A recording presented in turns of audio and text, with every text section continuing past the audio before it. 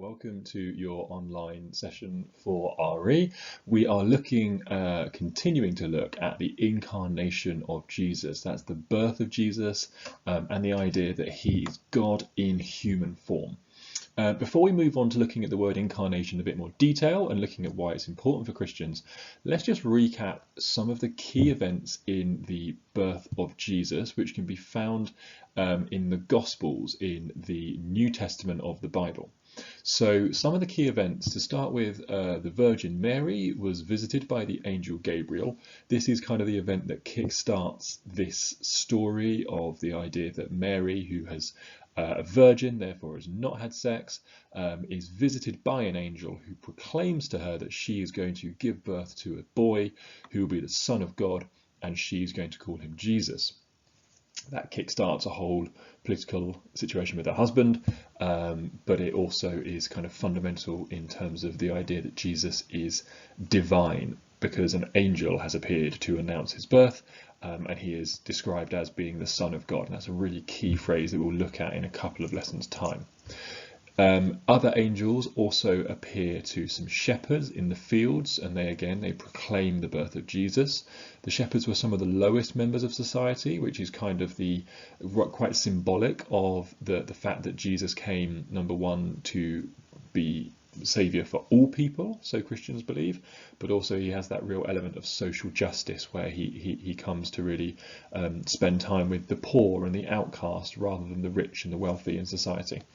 Thirdly, wise men follow a star to deliver gifts to Jesus, and these gifts are all very symbolic of gold and frankincense and myrrh, and they all have a part to play in the kind of the overall story arc of Jesus as a person. And also within the story of his birth, Jesus is referred to as the King of the Jews and the one who will save his people from their sins. That idea of the Saviour, the Messiah, we will come to later on. But these are the kind of key events in the birth of Jesus, and all of them are in the Bible. And therefore all of them can be used by you in a 5-mark question or a 12-mark question if you are looking for any kind of biblical evidence of the incarnation or of Jesus being the Son of God. Look no further than the birth of Jesus. That is a really important story, and these events, although they are not direct quotes, they are paraphrased from text which is in the Bible, and therefore you can absolutely use them as a source of wisdom. To move on then. So this is a question which we are going to use to try and understand the term incarnation. Now, incarnation is a really important term for you to fully understand. You need to know what it means and how the belief influences Christians today and why it is such an important belief in Christianity. Okay, so the first starting point is to look at this idea of chili or chili con carne. Now, carne is the Spanish word for meat or flesh. Okay, and so if you are someone who does Spanish, that's going to be quite easy for you to understand.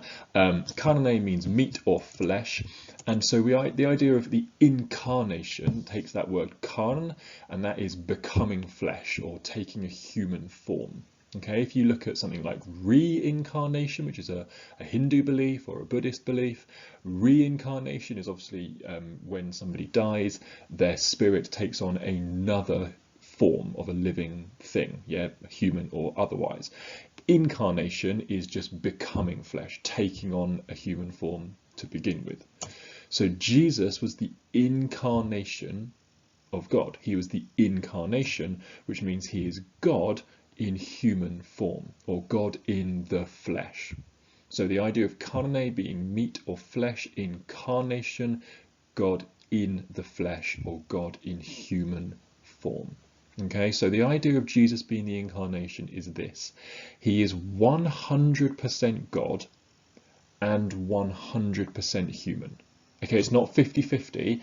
In Christianity, it's 100% God, 100% human. And I know that that's mathematically bizarre, but it's what Christians believe. Okay, he is fully God. He has the full capabilities of God, and we know what they are from previous lessons of God's omnipotence and supremacy and everything, but he also has the full empathy of a human being. So he lives life as a human. He is born as a baby and he grows up like you and I. He goes through the same kind of emotions as you and I. And we're going to look in future lessons at some evidence for Jesus being this incarnation, you know, him being God, but also being human.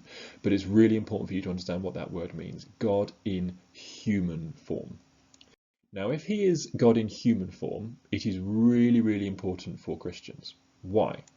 Well, to start with, we need to look at some of the things that we would expect a God to be able to do.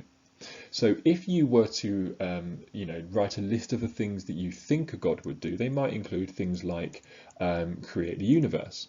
A God should have the omnipotence to be able to create, being also able to start and end life. So that idea of kind of supreme overseer, the one who decides when things begins and when things end.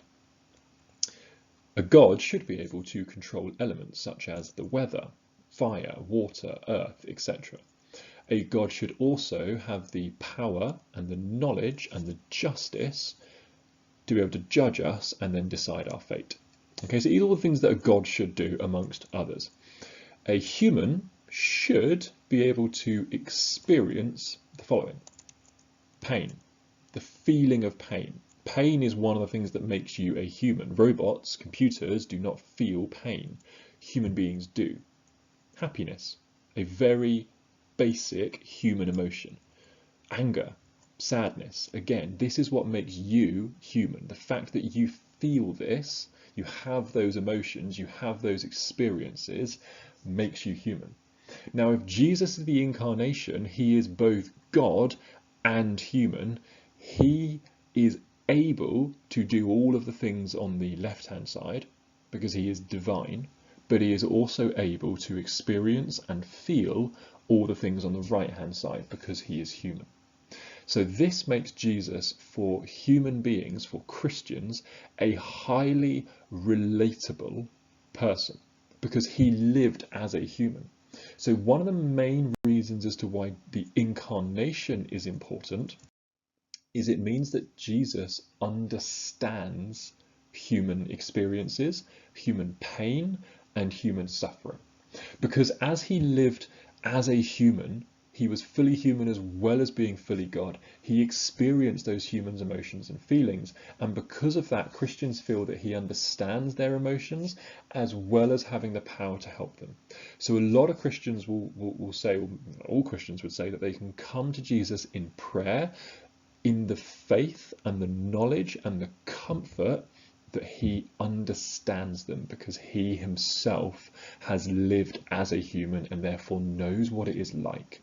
It's a little bit like if you were an aspiring footballer. Let's say you were trying to make it as a footballer and you're having trials for a certain team, and you were asking me, let's say, for advice on what makes a good Premier League footballer.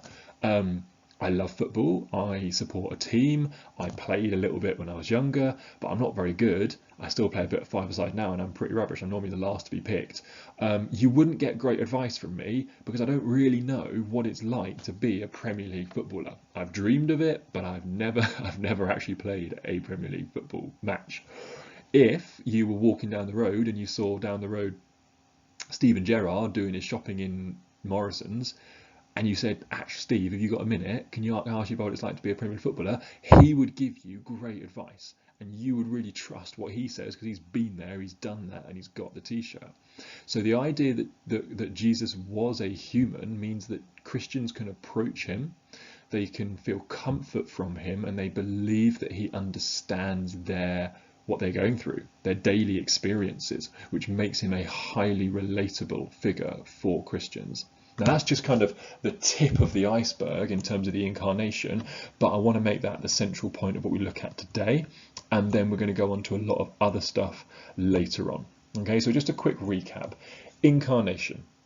Jesus is God in the flesh, God in human form, sent to earth to be born as a baby, but also with the capabilities and the knowledge and the supremacy and the divinity of God. This poses a lot of opportunities, which we're going to look at in the next few lessons, about ways that Jesus reveals his divinity, but also ways that Jesus reveals his humanity. But the key thing for today is the idea that Jesus is understandable. Jesus understands what it is like to be a human, which makes him highly relatable for Christians, and therefore Christians can feel a lot of comfort when they pray, because they know they are praying to somebody who knows what it's like to be a human being. Okay, and this is all what Christians believe about the incarnation. We'll come to this in a bit more detail later. To start with, if you can make some notes on what we have talked about today, that would be a fantastic starting point, and then we will build up some detail from there. Thanks very much.